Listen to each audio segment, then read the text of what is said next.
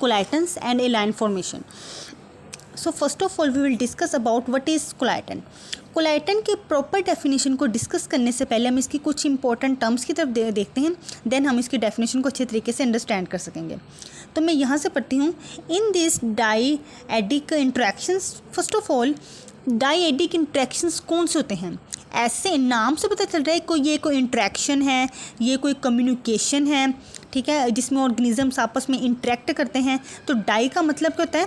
To. ठीक है, तो ऐसा इंट्रैक्शंस, ऐसा कोऑपरेशन जिसमें दो इंडिविजुअल्स ही इंटरेक्ट करते हैं. क्या?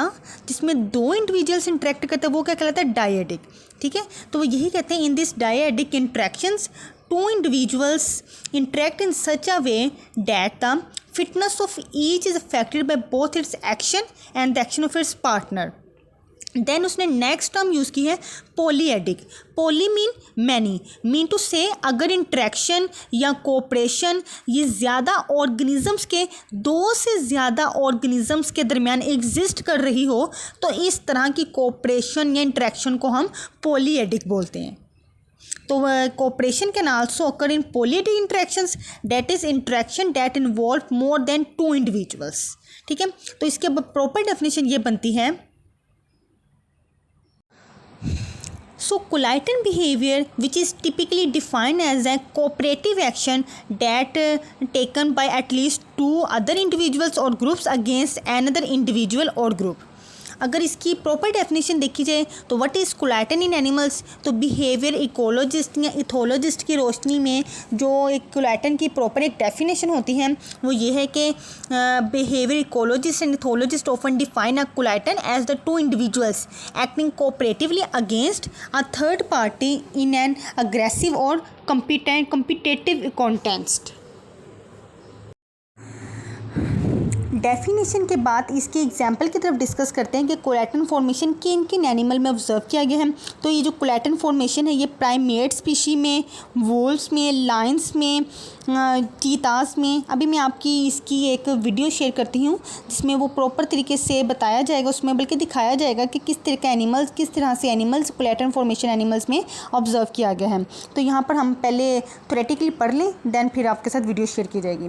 इसमें वो ये इसकी कोलाइटन फॉर्मेशन के एग्जांपल को स्टडी किएगा पैकर ने 1977 में, जिसमें इसमें ये अपॉइंटमेंट का लफ्ज़ यूज़ किया हुआ है. ठीक है, इसमें वो ये कहते हैं कि partner by rapidly turning his head between the solicited animals, ठीक है, and his opponent while at the same time continuously threatening his opponent. यानी कि ये वो दोनों एक्टिविटी कर रहा होता है, अपने हेड को कंटिन्यूसली टर्न कर रहा होता है जबकि इसको उस सेम टाइम में अपने ओपोनेंट से भी खतरा होता है. ठीक है, in studies of coalition formation Packer observed 97 solicits that result, यानी कितने टाइम किया गया? 97 time. That resulted in coalitions help being formed. On 20 of these occasions, the opponent was consorting with an estrus female. ठीक है, ये opponent क्या थे? कंसर्टिंग थे किसके साथ? एस्ट्रस फीमेल के साथ. And this increase the probability on a coalition being formed between the other two no individuals. तो यानी कि ऐसा कि मेटिंग के दौरान ऐसा हुआ कि जो मेल आपस में कोलाइटन्स बनाया, किसके लिए? मेटिंग के लिए. एक मेल जिसने मदद मांगी और दूसरा मदद करने के लिए आमादा है उसके साथ. तो क्वेश्चन ये है कि जो सोलिटरी है ये दरमियान में क्या कर रहा है? वो अपनी कॉस्ट को क्यों खर्च कर रहा है? ठीक है, यहाँ पर उन्होंने एक ये टर्म यूज़ की हुई है. देन उन्होंने कहा कि ये जो ओपोनेंट होते हैं वास कॉन्सॉर्टिंग विद एन एस्ट्रस फीमेल के साथ होते हैं, जिसके साथ इसकी प्रोबेबिलिटी कोलाइटन की इंक्रीज़ हो जाती है अदर इंडिविजुअल्स के साथ है. और उसने कितनी टाइम किया था? 97 में से. अब वो 20 में से उस 6 की बात की जाती है. पहले 97 का यूज़ किया था, उसके बाद 20 था, देन उसके बाद कौन सी आ गई? 6. On 6 of this 20 occasions the estrous female deserted the opponent. उन्होंने डिजर्टेड किया ओपोनेंट का, went to the listing male creating a clear benefit to coalition formation. ठीक है, यानी कि कोलाइटन फॉर्मेशन में एक क्लियर उनको बेनिफिट नज़र आ रहा था. लेकिन अगर इसी कोलाइटन फॉर्मेशन में बेनिफिट ना पहुँचे तो इसको हम क्या कहते हैं? इसको हम कहते हैं रेसिप्रोकल कोलाइटन्स. तो ये देखिए आपको यहाँ पर एक टर्म यूज़ होती नज़र भी आएगी, रेसिप्रोकल कोलाइटन्स, यानी कि ऐसा फ़ायदा, ऐसा इंट्रैक्शंस, ऐसी कोऑपरेशंस जिसमें फ़ायदा ना पहुंच रहा हो तो इसको हम क्या कहते हैं? रेसिप्रोकल कोलाइटन्स. कोलेटन फॉर्मेशन में बेसिकली जो पैकर ने अपना रिप्रेजेंटेटिव मेंबर को स्टडी किया वो क्या था, इसमें वो बेबून्स की बेबून्स में उसने कोलेटन के स्टडी को फॉर्मेशन को स्टडी किया। तो in fact Packer discovered that baboons had favourite partners and that favourite partners solicited each other more often than they solicited other group members suggesting that alliance, ये अलायंस का भी हमारे एक नेक्स्ट टॉपिक है, इसको भी डिस्कस करते हैं। Rather than collating may be the correct label for the sort of baboons interaction. ठीक है, अब हमारा नेक्स्ट टॉपिक है वो ये कि ये देखिए यहाँ पर एक कॉमन अंडरस्टैंडिंग की बात है कि why do baboons form coalitions, के कोलेटन्स क्यों बनाते हैं। तो male baboons form coalitions for gaining access to sexual receptive female.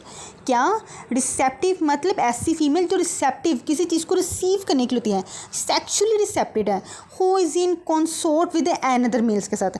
इसी वजह से जो बेबून्स हैं उनमें कोलेटन फॉर्मेशन को एक अच्छे तरीके से स्टडी किया गया है पैकर की तरफ से। नेक्स्ट हमारा टॉपिक है अलायंस। अलायंस की प्रॉपर डेफिनेशन ये कि इन एनिमल बिहेवियर में एन एसोसिएशन बिटवीन टू और more individuals that allows them collectively to control resources that one individual could not control alone. यानी कि इसमें बेसिकली हम क्या पढ़ रहे हैं, हम यही पढ़ रहे हैं ना कि इसमें इंडिविजुअल्स के दौरान इंट्रैक्शन क्या है। जैसे कि मैंने पहले बताया कोलेटन्स में क्या था, इंट्रैक्शन थी, कम्युनिकेशन थी, कोऑपरेशन थी। ऑर्गेनिजम्स कभी ग्रुप की फॉर्म में करते हैं, कभी 2 से ज़्यादा इंडिविजुअल्स करते हैं। तो अगर मैं सिंपल वर्ड्स में ये एक इत्तेहाद है, ठीक है, एक इत्तेहाद की टाइप है। और अगर इसको अलायंस को सिंपल वर्ड्स में एक्सप्लेन किया जाए तो इसमें वो यही कहता है कि अगर यही कोऑपरेशन, यही इंट्रैक्शंस, यही इत्तेहाद ऑर्गेनिजम्स के दरमियान लंबे अरसे के लिए चले। जैसे कि ये देखें यहाँ पर फर्स्ट स्लाइड में कि इसकी डेफिनेशन ये देखें लिखी भी हुई है यहाँ पर, when coalitions exist for long period of times then they are often refer to as alliance. ठीक है, तो अगर यही कोऑपरेशन लंबे अरसे के लिए चले तो इसको हम क्या कहते हैं, अलायंस कहते हैं।